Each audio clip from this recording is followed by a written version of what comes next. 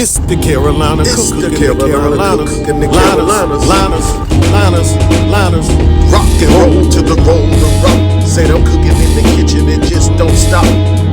Rock and roll to the roll to rock. Say I'm cooking in the kitchen, it just don't stop.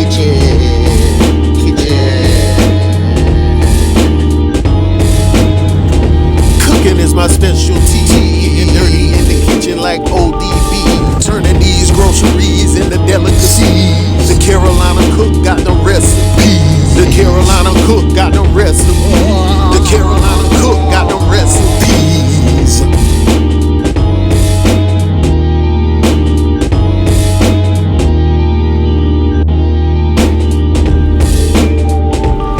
It's the Carolina Cook Show. Ladies and gentlemen, here we go. What's up, everybody? Chef Anthony Albritton here, the Carolina Cook, cooking the Carolinas. It's Thanksgiving Day, y'all. What I call Slapsgiving, because I'm sure on the day that a lot of people going to be getting slapped. A lot of people going to be getting slapped today over some good cooking, man. Because I know there's a lot of people cooking some stuff that make you slap your mama. Hey, mama, what the hell you want? So happy Slapsgiving. Got to dress fresh today. It's Thanksgiving. You know, the turkey and the dressing ain't supposed to be the only thing that's dressing. All right, so put your best fit on and enjoy this day. You know. But anyway, episode 23, brine fried chicken. These are the ingredients. They're not measured. It's to your taste. All right, y'all, what I'm getting ready to do is make my brine. So I'm gonna put some orange peels in there. Not orange peels, orange. I took one big orange, cut it into 4 quarters. Throw some onion pieces in there. Red onion.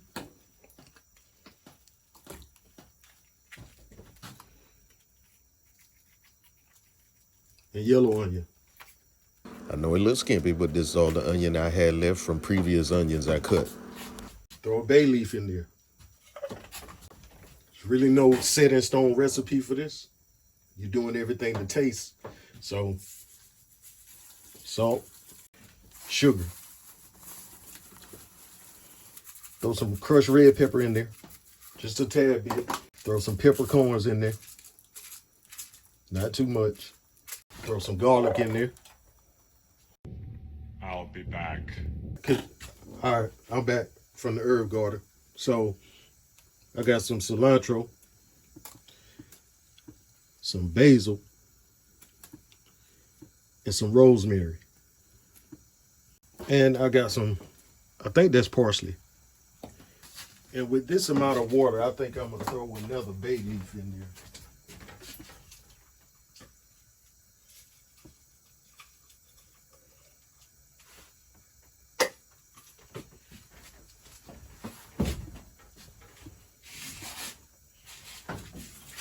Just for good measure, throw a little bay leaf in there. Another one. All right, now I got chicken thighs and chicken legs in here. Hey, what can I say? The hens love me. Okay. The brine has cooled down, I believe, to an adequate, safe temperature.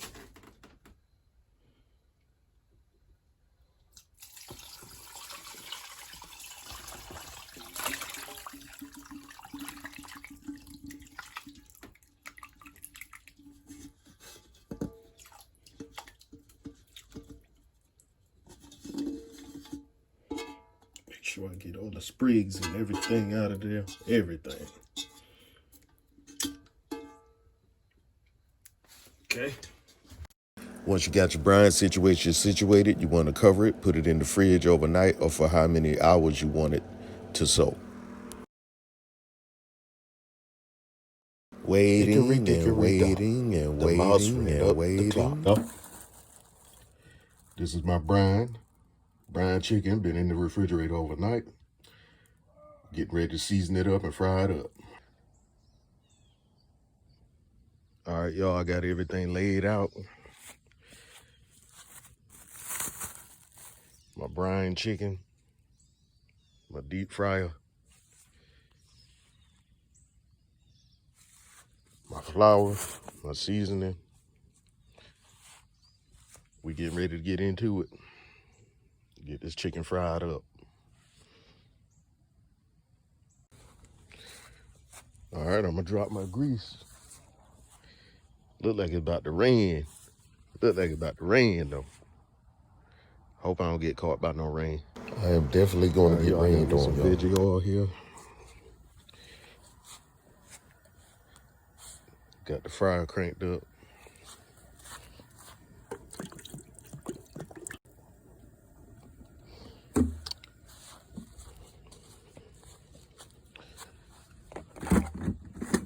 Get that up to about 350.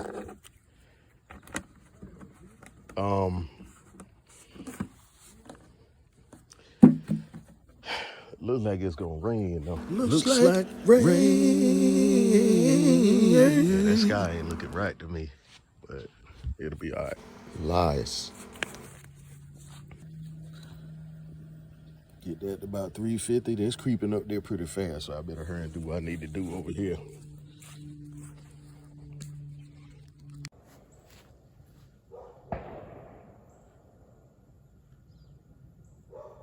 We out here in the country, so somebody hunting right now. Probably hunting some deer or wild turkey or so. But anyway, all right, I'm gonna pour this chicken in here, man. Once you remove the chicken from the brine, you're going to rinse it, then dry it. At this point, the flavors are already locked into the meat, Okay, so it y'all. will not rinse off. Okay, y'all, the chicken is dry. And I wiped the herbs and stuff off from the brine to the best of my ability, but it still might be some on there. Y'all, this chicken smells amazing. This meat smells amazing. I mean, everything has pretty much soaked into the chicken. So I got the interior smell right, flavor right.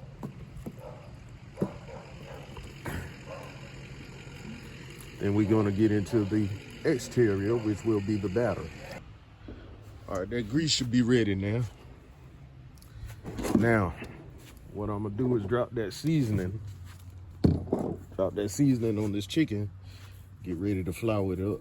I'm sure nobody ever gave this chicken flowers while it was alive, All right, y'all, but we're get going ready to flour it up while it's dead with some white powdered roses.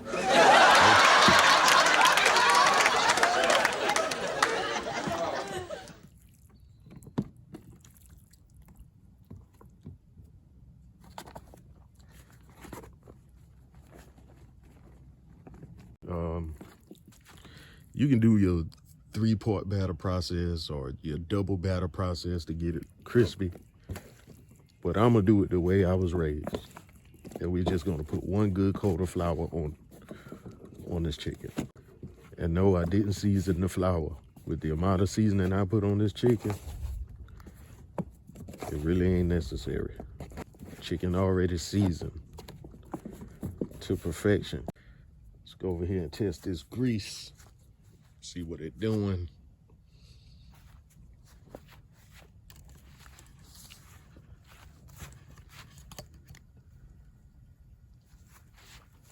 Look like it's well beyond 350.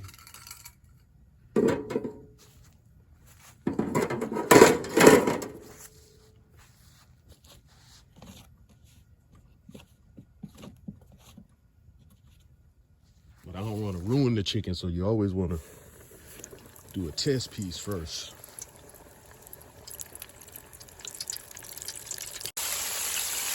Yo, I ain't really gonna lie. I don't really like frying chicken because it's kind of scary.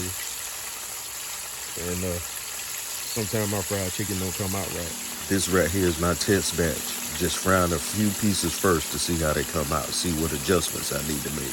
The best way to know your chicken is done is obviously to invest in a cooking thermometer. If not, you just gotta go by sight. But different pieces of chicken take different cooking times. So a thigh Wings will take about 10 minutes. Thighs, legs, and breasts take about 12 minutes.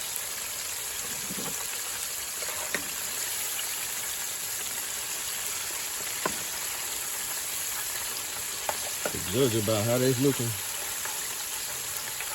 It's looking pretty good to me.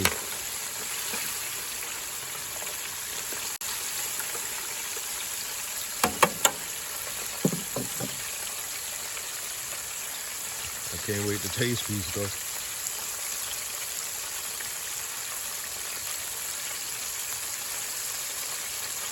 What should the internal temperature be?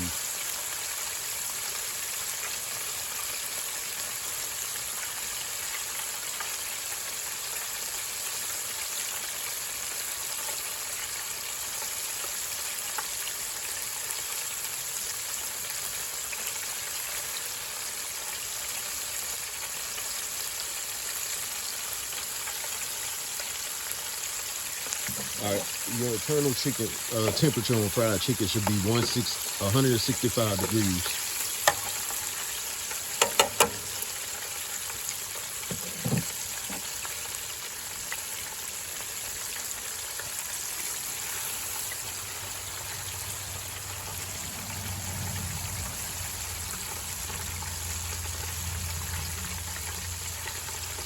Even though back in the day, ain't nobody did this in the kitchen, cooking with no thermometers.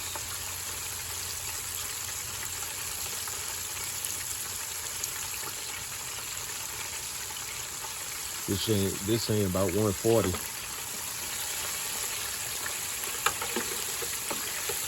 See what this leg's saying, because the leg got me worried because it didn't shrink. Y'all, I'm gonna be honest, I'm not no frying chicken pro. I rarely fry chicken, rarely. Leg about 130 something.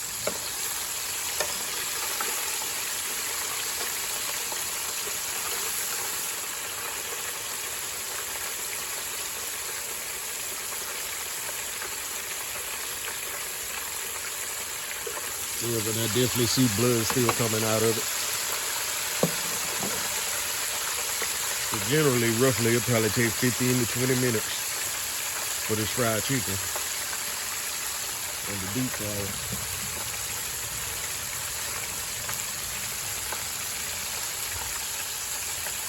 15, 18 to 20 minutes. Make sure the heat is not too high. Let me turn it down a little bit more. All right, y'all, this is my first batch. It'll be about 20 minutes. This is why it's best to fry a test piece first, because even though I didn't burn the chicken, I realized you do not want to let your chicken go for 20 minutes. And I messed around and stepped away from my grease a little too long. So 20 minutes went by. Yeah, so that's a little too crispy right there. So after this test batch, I set my cell phone timer to like 15 minutes, I think. But how crispy or dark you want your chicken, that's on you, really.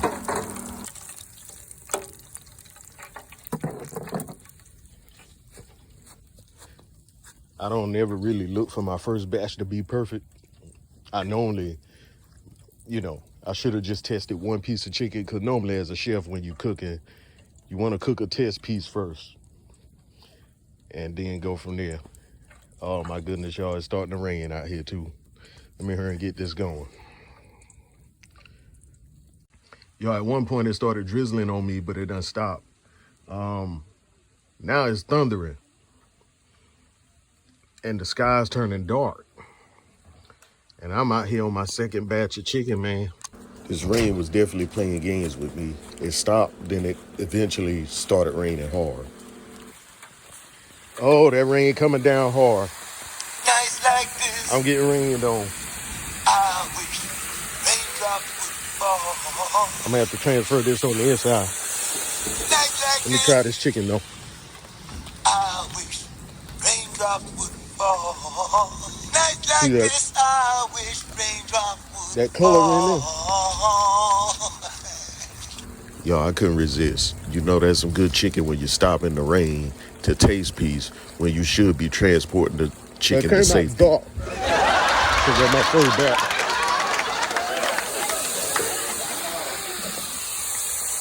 It is actually raining in my grease right now. As you can see, the second batch. is a lighter brown. But y'all, let me get this out of here. It's raining on me. Over y'all, it's thunder and lightning, raining. I gotta transfer this to under a roof. I got some skills, but I don't know one chef that can cook in the rain. Huh?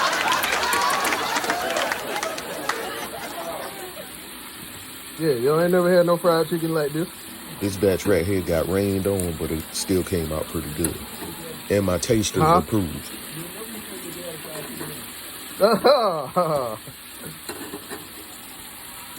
You know, this joker do a lot of talking for somebody I don't never see cook nothing.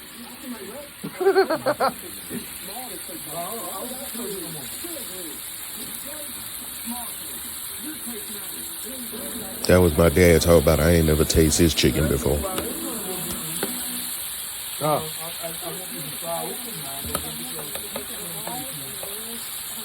Oh, yeah.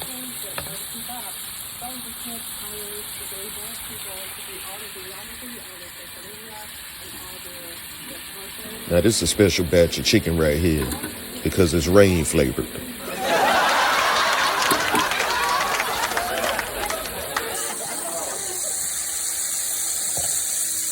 I fried this chicken in 3 batches. The first was the test chicken. The second was the batch that got rained on. And this third batch came out perfectly after I got out of the rain. But all 3 batches were pretty good.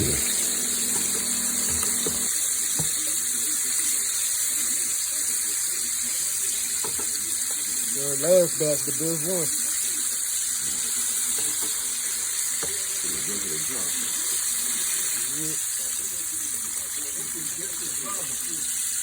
Well, I can't determine the order I put them in there. To get done, I gotta put them in there. Cuzzo said I should have took the batch before this one out last. There ain't enough chicken. Help me figure that one out. I swear it ain't.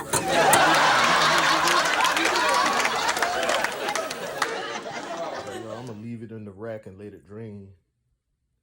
See, as you can see, that one batter process, I didn't have to do the double or triple process or the chef process or none of that to get crispy chicken. Because it's like I told one of my chef instructors, I was like, when they taught me the chef method of frying chicken, I was like, man, growing up, we just seasoned that chicken, put 1 coat of flour on it, and that was it. All right, so I'm going to just leave this in the rack in the deep fryer pan and just set it in the oven, let it continue to drain or whatever. Let it rest, let those flavors marinate in it. We had a couple pieces hot from the test pieces. Cook the first couple test pieces first. And because you don't never want to throw your chicken in at one time. In some instances, you want to test it first. Because you don't want to end up messing up a whole batch. See, look at that crisp on there. You don't need the double and triple batter. You don't need to dip it in the milk, flour, then eggs and all that. You don't even have to do none of that.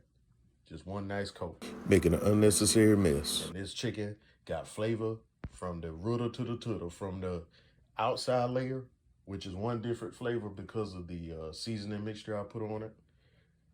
Didn't have to season the flour at all because that would have seasoned it.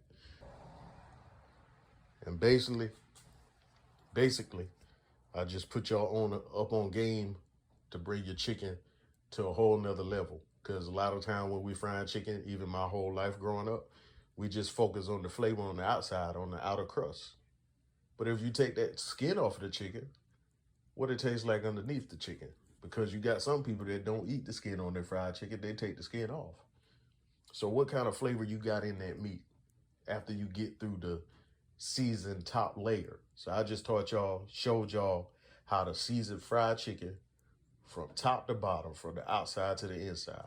All right, all the way down to the bone. Okay. Try it and thank me later. Liketh, shareth, and subscribeth thou unto my channel. Church.